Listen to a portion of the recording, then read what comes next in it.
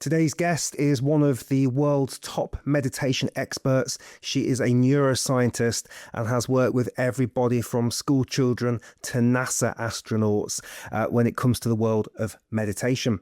And I originally met this expert about 6 months ago, and she got me into her device, this Muse headband, which we'll talk about on the podcast. Look how that looks. And I started using it, and I started feeling calmer and more relaxed, and it added something to my breath work, which was really interesting. And then my wife started to notice that I felt calmer and more relaxed. And so in this podcast, we talk about what's the problem with meditation, why do so many people quit before it starts to get really good, how do we improve a meditation practice, how do we remove the complexity out of it, how do we help our children meditate as well? And we go through all the benefits. And in particular, the main one, which I was really interested in, is like, how can we use meditation for pain and dealing with and managing and accepting pain as well? So we cover a wide range of topics in here as well. So I cannot wait to get stuck in. This is Ariel Garten, co-founder of Muse. Enjoy. What is the problem with meditation? It's amazing. Meditation is the solution to so many things in your life. But the problem with meditation is that it can be very hard to do. People don't really know what meditation is or what they're supposed to be doing. So you sit down, your mind kind of starts to wander, and you're like, am I doing this right? Is this working? Is this thing on? And you often feel like it's not working. You don't know what you're supposed to do. So you get frustrated and you don't pick up the practice. So the biggest problem with meditation is just knowing how to do it and sticking with it. And when you do that, amazing benefits unfold. And for those that maybe didn't see our first show, would you just give us a little smuttering of the benefits that people likely see when they start meditating? So when you start meditating, the first thing you're going to notice is more awareness of your own thoughts. This sounds like it could be a bad thing, but it's actually a great thing, because when you're aware of your thoughts, you can start to work with them and work with the stressful, anxious thoughts that are not serving you. In the longer term, you start to notice more calm, start to notice greater quiet. So that little monkey mind that you have, the chatter inside your head, sort of goes away. You might notice people in your life saying, hey, you seem more chill. You'll notice that there is greater time between your reactions and your responses. So if something happens that makes you angry or frustrated, you're not going to start yelling immediately. You'll have just like this little pause, this little break to reflect, and then you'll respond. You will notice you're less distracted at work. You'll notice you feel calmer every single day. And you'll probably notice that you feel a little bit more present and happier just being you. The reason I really wanted to have you back was I've been using the Muse now for about 4 or 5 months. And most days, probably 5-6 days a week. And it's been absolutely wonderful. My wife's been stealing it from me and using it as well. And it's been great. And so I guess what I wanted to start to understand from you is, what do you think is happening to somebody's brain in the first few months of using a meditation device like this? Oh, that's a wonderful question. So when you first begin to meditate, there are real changes that happen in your brain. So there's a few parts of your brain that are responsible for the act of meditating. One is your prefrontal cortex, and that's the part of your brain that is responsible for thinking and planning. And your prefrontal cortex actually begins to thicken and engage more and more during a meditation practice. Your prefrontal cortex is also responsible for your attention, and the act of meditating is actually the act of practicing and strengthening your attention. So you're strengthening your prefrontal cortex. Your amygdala is the part of your brain that's responsible for your emotional reactions and your fears. And as you meditate, you calm the amygdala. And actually, the prefrontal cortex becomes better and better at down-regulating and quieting the amygdala.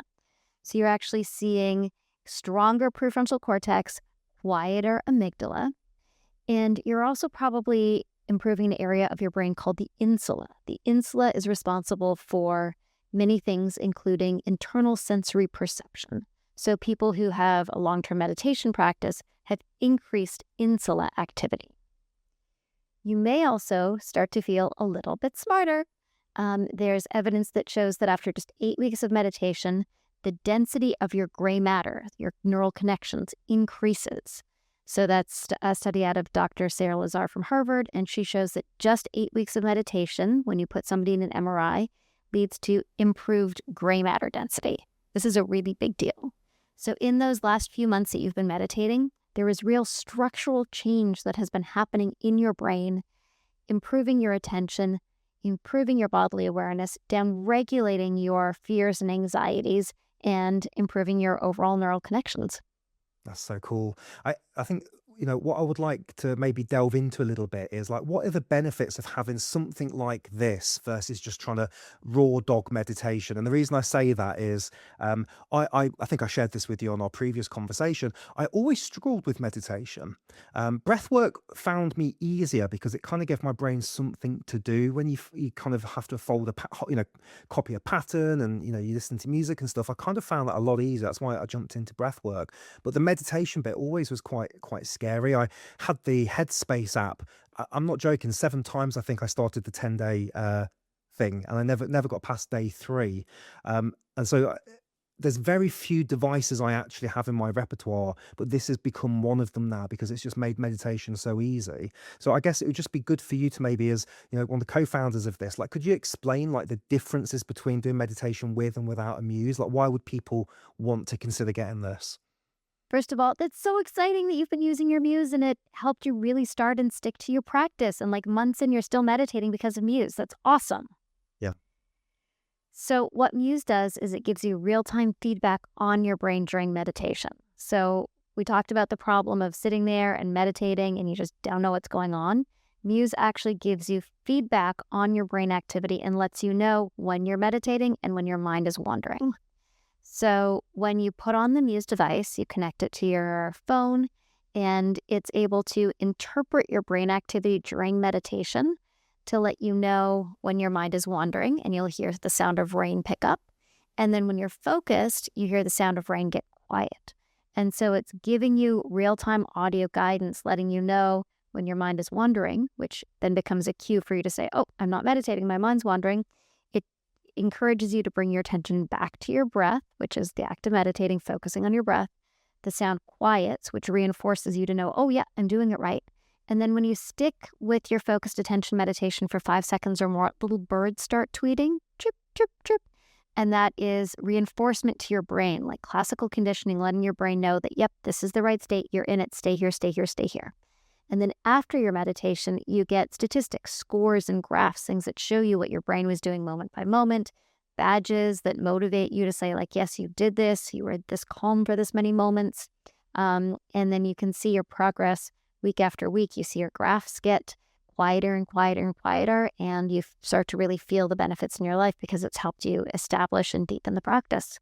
Yeah, it's the gamification. I don't know if that's the right word, but the idea of having all that data has been very, very helpful. Because again, even when I go to the gym, I need a little app so I can track what I'm doing. Because if I'm just tickling and not doing anything properly, I get bored very quickly. So it's been wonderful. I would love to get your thoughts on meditation in children, with or without the Muse, really. But like, at what age? Because I've got a 3.5-year-old now, and we've not tried anything yet. But I would just be good to get your thoughts or any evidence on like, when should we start to get kids to play about with meditation? Sure. So I have a 4-year-old and a 10-year-old now. And so I've been experimenting with kids in meditation for a while. The evidence is really, really strong. So there was a study out of schools in BC, and they had children learn a meditation practice in school, and they saw a 25% increase in pro-social behavior. So that was quite amazing. And they also saw like a 24% increase in scores in school, like math and reading, because people are now behaving badly less often, and then able to really focus and engage in their classrooms. So you can start introducing the concepts of meditation as early as 3 years old, simply by having your child take a few deep breaths. So one of the easiest ways to introduce this is when they want something. Like, I want to watch my tablet, like something you're going to give them anyways. I want candy, but you may not want to give them anyways. Have them take a few deep breaths before you give them the thing that they want. It's like, okay, take 3 deep breaths and then you can have it. And so this teaches them the act of taking a deep breath and the regulatory effect that it can have. And whenever my child was upset, I'd be like, okay, let's take some deep breaths, and you have to model it. So you breathe deeply and they'll start to breathe along with you, and they'll begin to learn like, oh, when I feel upset and I take a few deep breaths, this self-regulates. And you can narrate that for them. You can say, look, you took deep breaths that let you relax a little bit and you feel a little bit better now, don't you? So deep breaths is a good place to start. And then when they start to get older, around 4, 5, 6, 7, you can actually have them sit with you for a moment or two with their eyes closed and have a few minutes of like mommy and me or daddy and me meditation. Little kids want to do everything that you're doing. So if they see you doing it, they might start doing it naturally on their own. Like my kids will come and sit down cross-legged and close their eyes and just be like, I'm meditating. Even if they're not, even if they're just sitting there with their eyes closed, they'll do it because they've seen mom or dad do it before. And then Muse officially is from age 16 and up because we're GDPR compliant. We don't want to have data on children. But Muse has been used in multiple studies with kids at younger ages. And anecdotally, I know there are a lot of parents that do use it with their children. And the Muse bands can start to fit from sort of age 6, 7 and up. And those two can be great ways to get your kids engaged in gamification, though, again, we don't recommend it for kids under 16 due to just GDPR and privacy compliance. Yeah. And being a breath geek, I just want to go a little deeper on the thing you said there, because I want to go and do this with my son afterwards. He gets back from daycare today. So if we're doing a couple of deep breaths, eyes open or closed, nose in, nose out, or nose in, mouth out, just give me a little flavor, or does it not matter at this stage? Just a quick break from this meditation podcast to let you know about the Muse headband. So I only recommend things that I have personally used. I've been using this now for about 4 or 5 months, and I've noticed a marked difference, as has my wife, in my clarity of mind, in my calmness, in my presence, and in my sleep. And so if you're interested in learning more, there is a link below. It has an affiliate, which means we get a little bit of a kickback for each one that people buy. And it means you're supporting the podcast as well as improving your own mental health. So the link is down below. Let's get back on with the show. Cheers. It really doesn't matter at this stage, and you can experiment. Obviously, you're much more knowledgeable on breathwork than most parents are. So you can start to teach your kid that there are different tools and techniques that they can use. You know, feeling a little sad, let's take some quick nasal breaths, quick in nasal breaths to help you get some energy. Feeling overly stressed and overly ramped, let's take some deep belly breaths and exhale long through our mouths so that we can start to regulate our systems even further and drop into that rest. In the Muse app, we also have guided meditations. We also have a set of sleep meditations specifically for kids called OK Kiddo. And those are more story-based, and they can be great ways to get kids to close their eyes and visualize. Very cool. Yeah, I didn't know about that because we've been using some, there's a lady that does basically kids hypnosis, I've noticed, on Spotify. So I'm going to switch to Muse, I think. But that's been very good because she's telling stories about Mario and the Minions, but with really, really nice music and different bits and bobs. I'd love to ask you a bit about the fear of silence. And so I've experienced this, and many of my clients have said the same thing to me. The idea of not having your phone with you or going to bed without listening to something has been quite scary, which is bizarre, right? Because if you think back to just a few decades ago, we had nothing we could use. And I feel like technology locked us so quickly, where the idea of being without a phone or being unable to listen. I had this. I would, if I was going to clean the house, I'd have to find a good podcast first before I would be allowed to do it in my own mind. So could you just talk to me a little bit about your thoughts on this idea of this need to fill the void with something all the time? Oh, it's a fascinating thing that we are all starting to do, just the need to be constantly stimulated. And meditation gives us the opportunity to reduce that stimulation, which can be, as you just mentioned, anxiety provoking. Part of why it's anxiety provoking is because if we are just alone with our own thoughts, what might we be thinking? And we need to recognize that it's okay to think whatever thoughts come up. You might have thoughts that are scary or anxiety provoking, and that's okay. We learn to work with our thoughts, recognize them, welcome them as friends, feel loving support for the thoughts that we have. And we can also learn to simply be comfortable without having any thoughts, just be comfortable with the moment of silence in our own head. It's kind of like in a friendship where at first, if there's silence, when you're first starting to get to know someone, it can be like really super awkward and scary.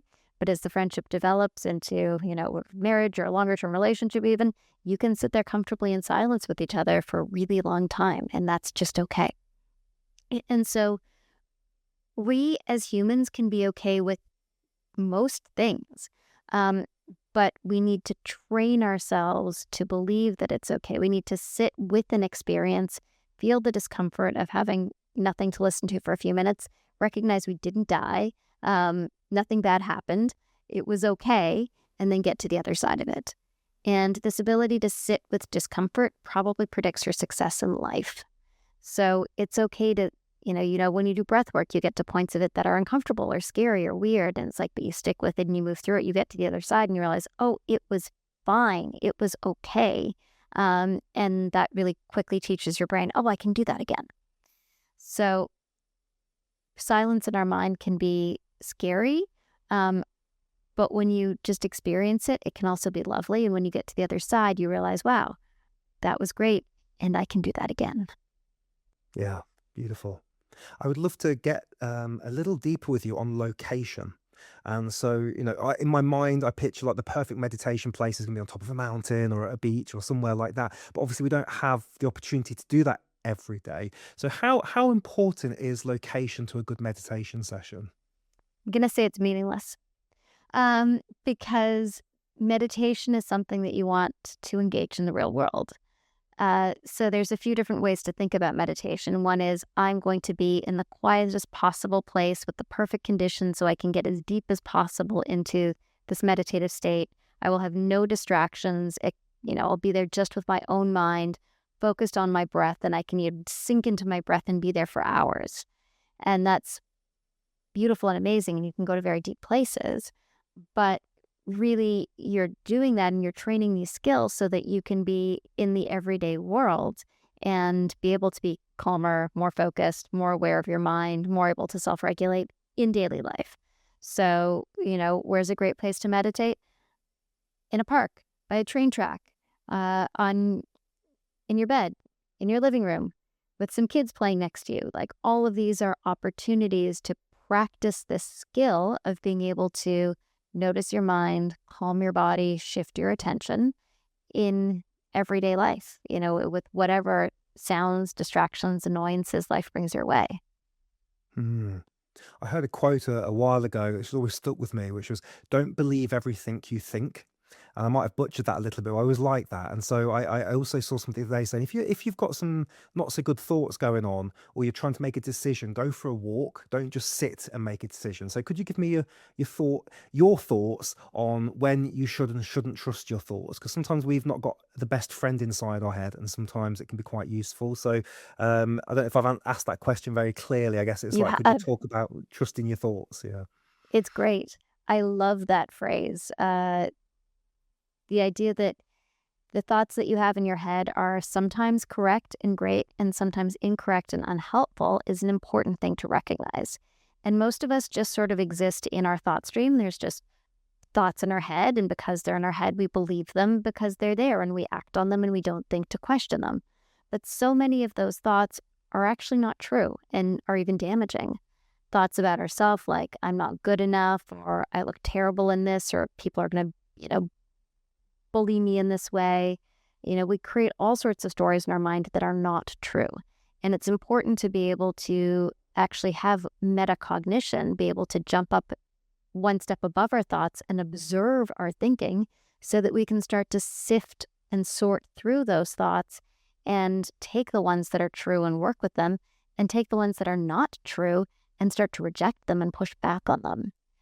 Anxiety generates all sorts of thoughts in us. And even if you're not an anxious person, we still have all sorts of thoughts that our brain generates that are just not true and are based on fears and worries.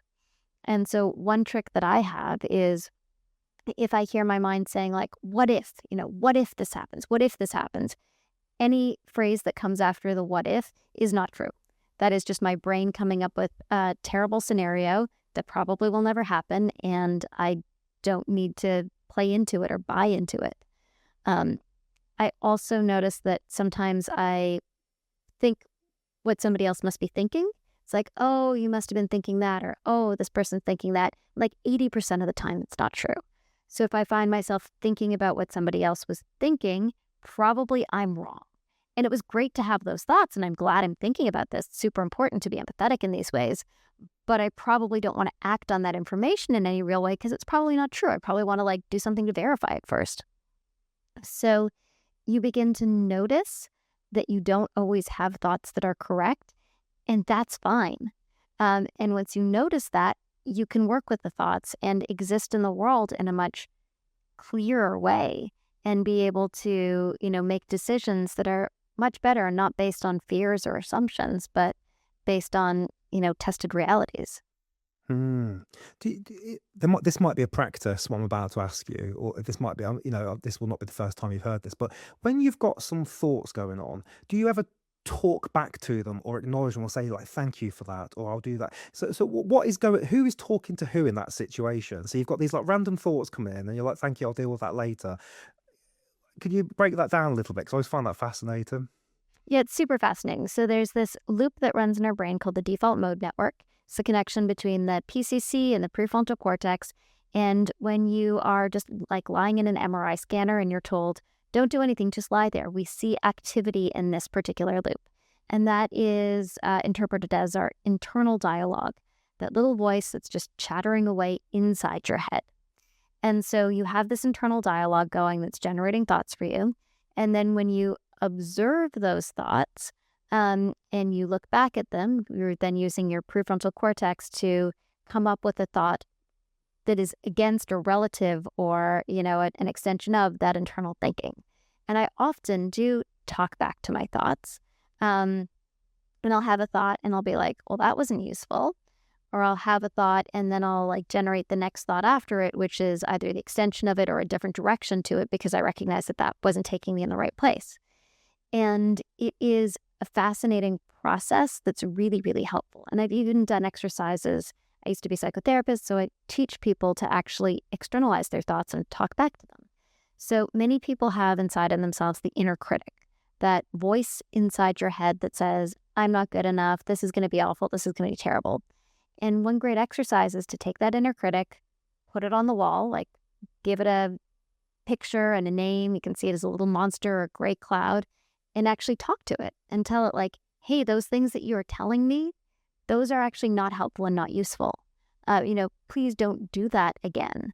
I'm a big girl. I can deal with these things on my own. I don't need your little voice. The voice that some people describe as the jerk that lives rent free in your head.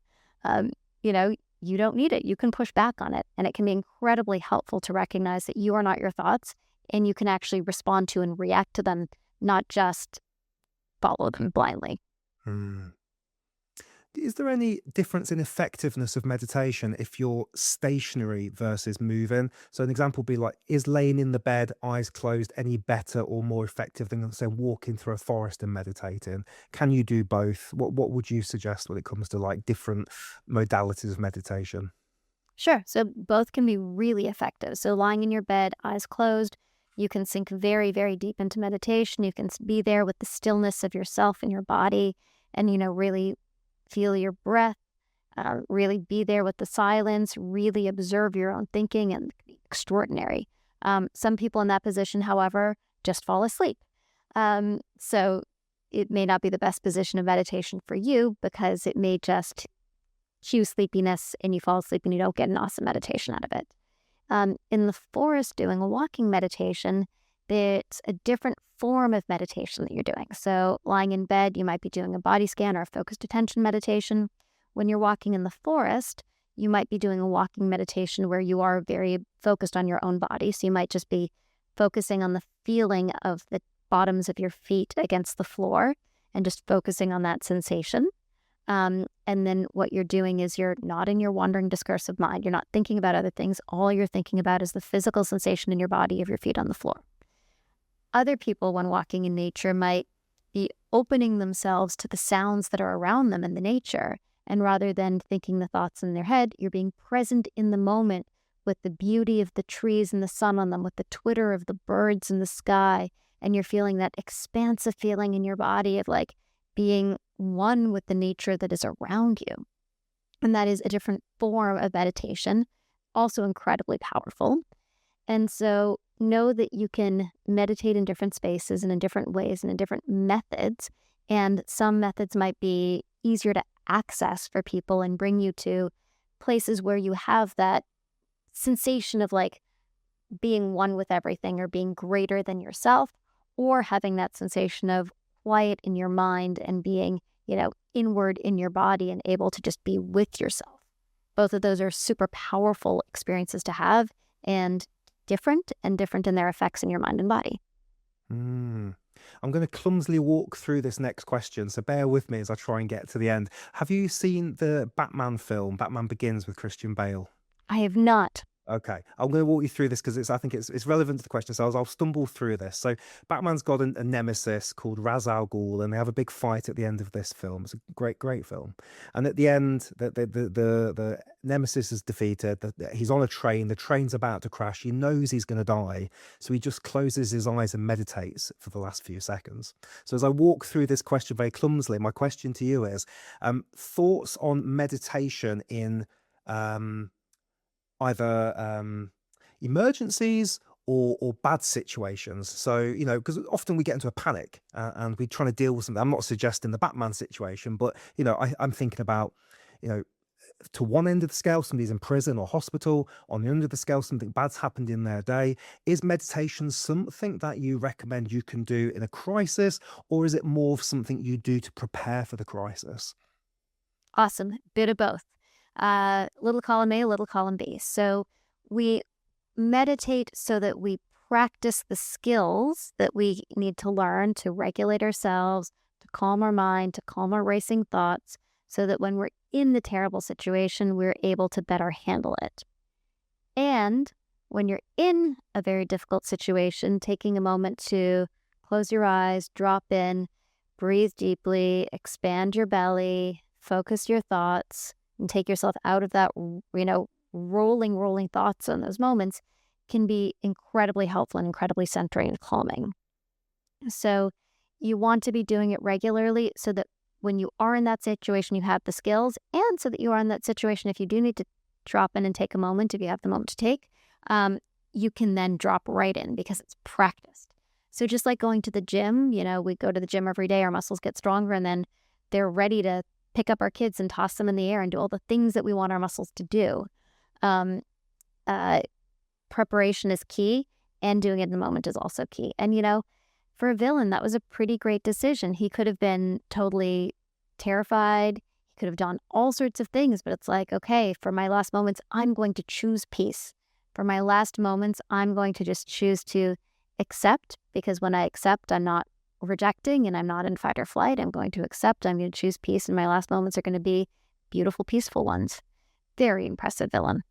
Yeah, very impressive. I highly recommend you get, if you watch it. It's a very good film. You said something previously, and I've probably not been able to stop to think about it. It pops in my head at least once a week. So I might butcher it, so please clarify. But we were talking about feelings and pain, and you were saying something along the lines of they just are. They just are what they are. They're neither good nor bad. And again, I'll give you the opportunity to clarify that in case I've missaid that. And I listened to that clip, and I've shared it with my audience, and I've shared it with the community, and I've thought about it a lot. And on one level, I understand exactly what you're saying, which is it's just information from the body. But on the other level, the idea of like sinking into a hot bath versus breaking my arm are very different sensations. And so to me, I can't, and I know this is coming through the head, not the body, but my mind is so locked into the fact, no, there are good feelings and bad feelings. And it doesn't matter how you convince me otherwise, they just are. And the feeling of a broken arm or something worse is always going to be bad. So could you just expand on that world a little bit? Because I'd be fascinated to go deeper. Oh, totally. So yes, there are no good feelings or bad feelings. There are just feelings. And then our mind labels them. And we can choose, just, that voice in our head is constantly telling us things. We can guide our brain on how to interpret the world, which can be difficult to do. But again, these things are practices. So when you break your arm, it's totally not a good feeling. It totally sucks. It really hurts. And you can sit there with the intense pain and say, this is a shit ton of sensation that I'm feeling. Pardon my language. this is really intense. I'm feeling a lot. Whoa, this is fascinating. Wow, this is intense. And you know, presumably your arm is broken and you're at the doctor and your doctor is going to set it and like, you know, eventually it will heal and all these things will be better and fine. And in that moment, you're just sitting with the feeling of it and not the interpretation. And when you strip out the 1,000 thoughts that would normally come from that, oh no, my arm is broken.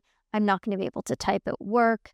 Am I going to die? You're not going to die. It's just your arm. Am I going to have a heart attack? I'm going to have a heart attack. Just, you know, all of the things, the thoughts that you might be creating that are negative, it's like none of those thoughts are useful. None of those thoughts are helping you. The only thoughts that are helpful is, let's get to a hospital. The hospital will fix it. You know, these are all positive moving forward thoughts. And all of those negative thoughts just don't serve you in that moment. There's a whole class of thinking called pain catastrophization. And we actually did a study with Muse that demonstrated, we have something called a pain course that teaches you to be with the sensation and just experience it as sensation.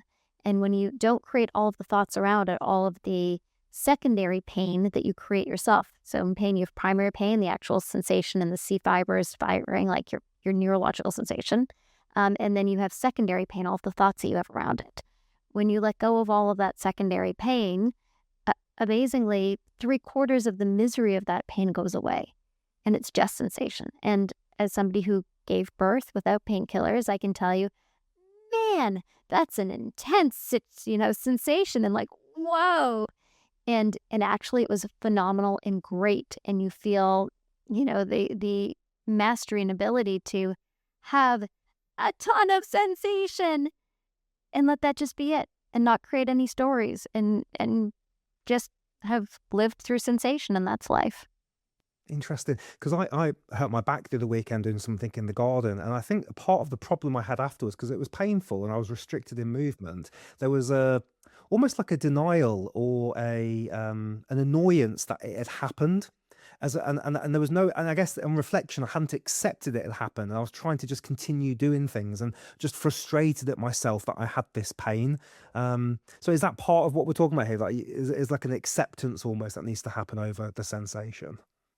Acceptance is fantastic. So like Freud says, what you resist persists. So if you're constantly, fighting with the pain, you're only making it worse. You're only calling your attention back to it because you're in fight with it. You're only creating more drama around it. It's like, yes, back pain hurts. There's absolutely, no denying that. And yes, it totally sucks that you hurt your back gardening. That's really frustrating and annoying. That is a true fact. And when we accept those things, that's what it was. And your back's going to feel different. And you're going to have to do a little bit of rehab. And that's just what it's going to be. And then you'll do those things. And then the pain will decrease over time. And sometimes you'll feel some twingy sensation that will remind you that it's there. And you'll thank it for letting you know. And it'll just be what it is. And if we create any more narrative around it, like, oh no, I'm not going to be able to do this. And oh no, I have to protect myself in these ways. And oh no, I hate this pain. And why me? All of that just creates more misery. So why bother? Interesting. What are your thoughts on meditation retreats? So I nearly did I might say this wrong, Vipassana when I was in Indonesia a few years ago. I got accepted, but we had to change direction where we were going. And so what are your thoughts on these ideas of somebody going in and doing a 10-day meditation? I've even seen people say it could be dangerous if there's issues going on psychologically and you're just alone with your thoughts for 10 days. So if you could dispel some of the myths, and is that more effective than doing, say, 20 minutes a day of meditation? Because we're all looking for the hack, aren't we? We're all looking for like the quickest way to whatever we think enlightenment is. So if you could just break down the differences or the benefits of doing something like that. I noticed the fear of being alone with your own thoughts again, which I acknowledge and recognize and say, in these situations, it's not like it's just me alone with my thoughts. You're actually trying to meditate, and trying to meditate is an engaging activity in and of itself. And it's okay to be with those thoughts, because what you're learning in the act of meditating is the ability to recognize those thoughts that they're coming and they can move away. And so it's not just you and your thoughts, it's you in this practice of actually shifting your relationship to those thoughts, which is very, very helpful and very beneficial. Now, on the question of meditation retreat versus regular practice, if you can get on a retreat, it's amazing. Many of us have kids and jobs and all of these things that make it very, very difficult to take more than a half day off. But if you can do, 2-day, 4-day, 10-day meditation, amazing. Go take the opportunity and run with it. If you do have major psychological illness and you know that that's a risk factor for you, then that is something to really consider, because being in the extreme stress of, a 10-day Vipassana retreat where your food is different, your sleeping is different, and you're just with your thoughts for 10 days. If you have, diagnosed schizophrenia, for example, that was not recommended. But a half day or, full day retreat in a community, like the temple down the street or the meditation center down the street, those can be very safe, very supportive places, which don't have, extreme element to them. So that kind of retreat is still highly recommended. And for everybody, the longer that you can sit, the more you can learn. The best, obviously, is to be able to have a regular meditation practice, even if it's 5 minutes a day, 10 minutes a day, extend it up to 20 minutes a day if you can, but that's really hard. And then occasionally do drop into retreats so that you can make more and more progress. Don't feel bad if you could never go on retreat. If you have a regular practice, you will still achieve significant benefits. So, the most important thing is just stick with it in your daily life. So I'd love to just delve into sleep with you a little bit on this. So I haven't really played with the sleep section yet. So could you just explain, like, isn't there a way you can like listen to stuff at night and it'll get you some extra sleep quality? Could you just break that down for us a little bit? What's going on with the Muse sleep? Totally. So when you have a Muse S, the Muse Athena, you have a host of incredible sleep tools. So Muse actually tracks sleep as effectively as the sleep lab. I know we've been talking all about Muse's meditation tools, but Muse is widely used by researchers at Harvard and Stanford and all sorts of different institutions to track sleep for sleep studies in place of sending people to a sleep lab. It's quite amazing. And so not only does it track sleep, but it helps you fall asleep, deepen your sleep, and wake up at the right time. So we have a beautiful feature that helps you fall asleep with bio-neurofeedback. As you're falling asleep, you listen to guided audio, and as it starts to notice that you're moving towards sleep, it starts to shift the audio so that you can fall into sleep.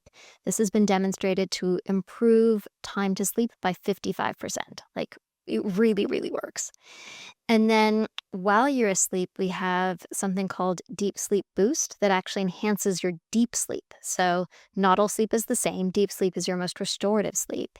And Deep Sleep Boost provides tiny little audio signals that just come off the speaker on your phone. Your bed partner can't hear it, but your brain hears it. And they're timed precisely with your own delta waves. And that enhances your deep sleep and your delta activity. And we actually built this with research laboratories in Canada, the US, and Spain because they wanted to do studies that would show that when you enhance deep sleep, it improves cognitive function in older adults with mild cognitive impairment. And so we built this feature for them. They said this is amazing, it works, and we're actually able to give it to everybody who has a Muse Athena. So like you're using this incredible research grade technology that helps you sleep more deeply that's been proven out.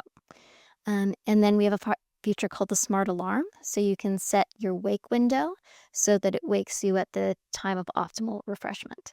So overall, Muse's sleep tools help you fall asleep faster, get deeper, better quality sleep, and wake up feeling more refreshed. Oh, that's very cool. That's lovely, right? That's the next thing I need to play with.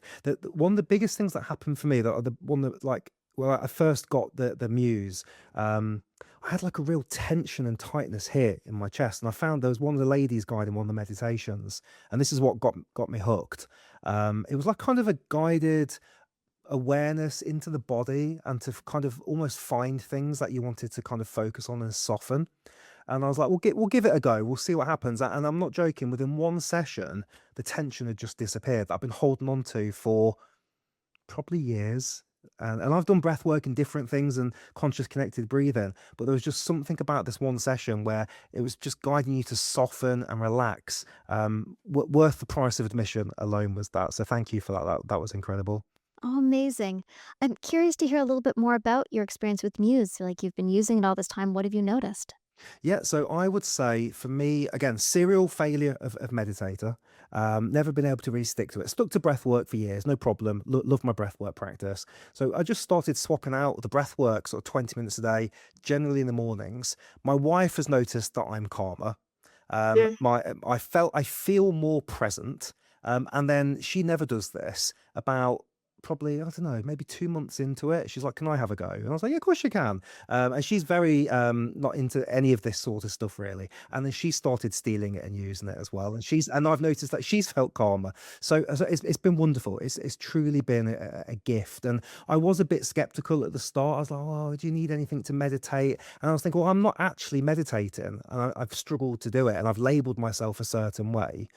So it's been really great. I guess what I would love to know is where's the upper ceiling from your perspective? Like if it, like I assume I've not hit a plateau. I feel like, looking at everything, things, are improving. But like, does it just keep growing for years? Where do you start to see people kind of get a balance with their meditation?